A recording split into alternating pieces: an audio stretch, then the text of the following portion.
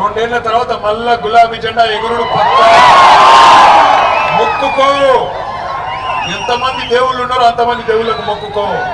కానీ నువ్వు పాతాళంలో దాక్కున్నా నీకు మాత్రం ఉంటది రా పొట్టుడా. కేసీఆర్ అంటే మాత్రం ఇడిచిపెట్టాం, మా కార్యకర్తలను అంటే కూడా ఇడిచిపెట్టాం. ఇక్కడ ఉన్నారు పోలీస్ అధికారులు కూడా, వాళ్ళకు నేను చెప్తున్నా, అయ్యా పోలీస్ అధికారులు, అధికారం ఎవరు అయ్యే సొత్తు కాదు, మళ్ళా వస్తాం. ఇప్పుడు ఎవరైతే నగరాలు చేస్తుండ్రో టోకలు కట్ చేసే బాధ్యత పెట్టుకోండి, అతి చేయకండి. ఎమ్మెల్యే సీఎం వాళ్ళు వీళ్ళు కూడా చెప్పిన నాగమాగం చేయకుండ్రి. అమాయకులైన మా కార్యకర్తల నాయకులను ముట్టుకుంటే ఇడిచిపెట్టాం, తప్పకుండా ఎంబడబడతాం, బరాబర్ ఎంబడబడతాం. తెలంగాణ బిడ్డలం, రేషం ఉన్నోళ్ళం, ఉద్యమంలోకి వెళ్ళి వచ్చిన వాళ్ళం, సింగరేణి గడ్డ మీదకి వెళ్ళి చెప్తున్నా, బరాబర్ గల్లా బట్టి అడుగుతాం. ఏమైంది నీ 420 హామీలు? మా ఆడపిల్లలకి ఇస్తానా 2500, ఎప్పుడు ఇస్తావు అని అడుగుతాం. ఎప్పుడు ఇస్తావు 4000 పెన్షన్? బరాబర్ అడుగుతాం. తులం బంగారం ఎప్పటి నుంచి ఇస్తావు? బరాబర్ అడుగుతాం. ఇయ్యకపోతే ఈపు చింతపండు చేస్తాం, అది కూడా పక్కా పెట్టాం.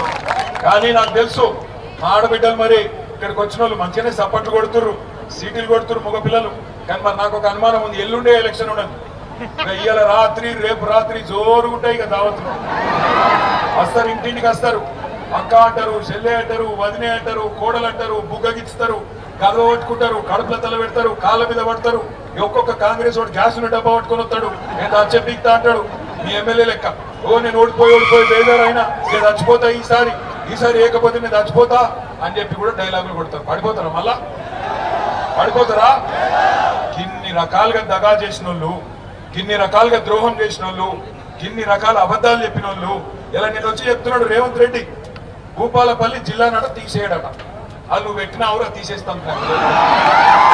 జయశంకర్ సార్ పేరు మీద పెట్టింది ఎవరు?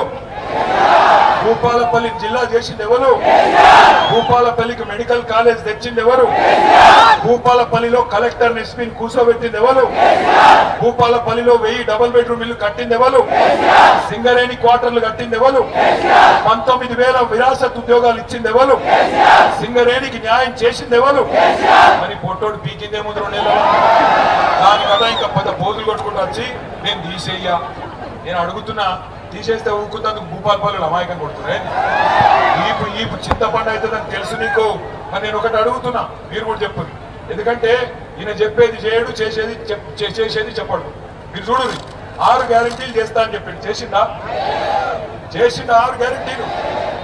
గట్లనే లంగా. ఎందుకంటే ఆమె చెప్పినేమో చేయడు, చేయని ఏమో చేస్తాడు, చెప్పని ఏమో చేస్తాడు. అందుకే అంటున్నా, నిన్న తీయా జిల్లాను అన్నాడంటే బరాబర్ తీస్తాడు. ఎప్పుడు తీస్తాడు? మీరు దబ్బన పొరపాటున చెయ్యి గుర్తుకేస్తే బరాబర్ తీస్తాడు. చెయ్యి గుర్తు కోటేస్తే నాకు పొద్దున పంతులు కూడా చెప్పిండు, అది అభయాస్తం కాదు, భస్మాసుర హస్తం.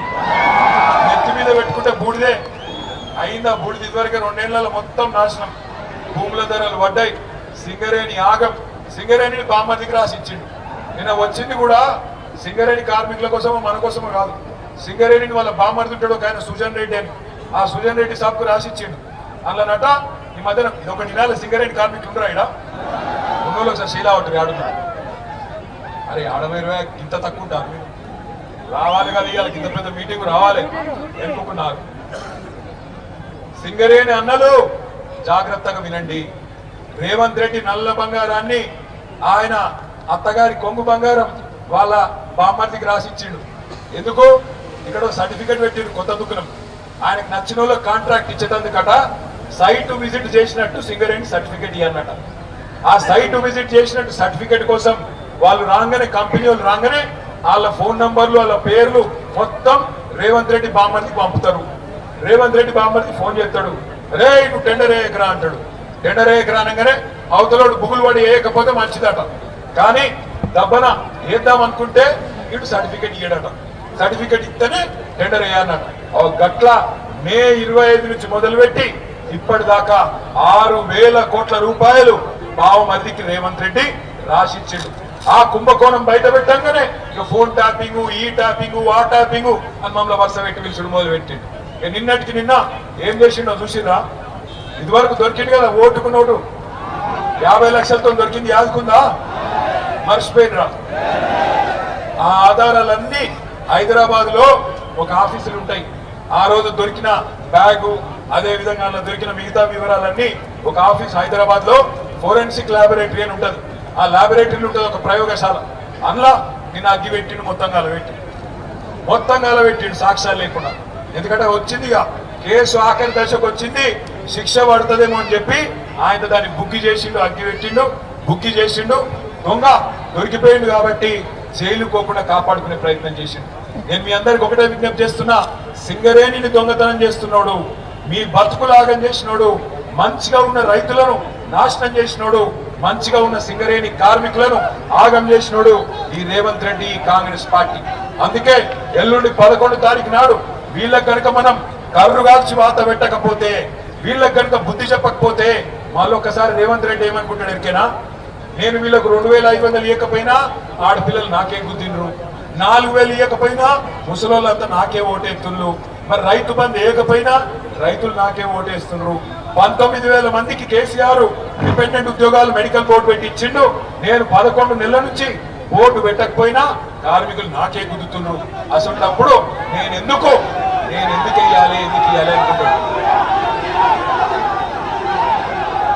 అయ్యా అదా మనోళ్ళు యూరియాలో పెడుతున్నారు. కేసీఆర్ ఉన్నప్పుడు ఆటో అన్నకు ఒక 400 రూపాయలు ఇస్తే పొలకాడ వేసుకోకపోతుండే నా యూరియా. ఇలా దొరుకుతుందా?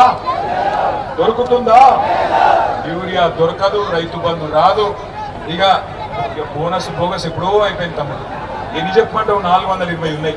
అందుకే నేను అడిగిన ఉత్తుతగానే అడగలే, మనకు సోయి వచ్చిన మాట నిజమే అయితే పక్కా రేవంత్ రెడ్డికి సురుకు పెడితేనే, రేవంత్ రెడ్డికి కర్రు కాల్సి వెనకకెళ్ళి వాత పెడితేనే చక్కగా అవుతాడు. లేకపోతే మాత్రం ఇంకో 2 ఏళ్ళు ఇదే మాటలు, ఇదే అబద్ధాలు, ఇదే బూతులు వీటి మీదకెళ్ళి నడిపిస్తాడు. బూతుల సీఎం కు బుద్ధి చెప్పాలంటే పోలింగ్ బూత్ కెళ్ళే బుద్ధి చెప్పాలి. ఏ గుర్తు కొట్టేయాలి. ఇక ఇంకొక పార్టీ కూడా ఉన్నది, సందిట్ల సడే మీ అనుకో పార్టీ ఉన్నది, పూజకు పనికిరాని పువ్వు. ఏమిటికి పనికిరాడు. 12 ఏళ్ళ ఢిల్లీలో గద్దెకి కనీసం అదేదో ఉంటుంది సీరియల్ జ్యోతక్క అయింది, మొగల్ రేకుల ఆ పూల ఒక రేఖన మనది పడ్డదా?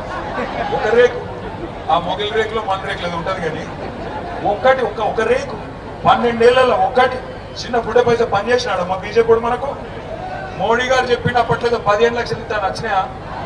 ఒక పని చేయండి.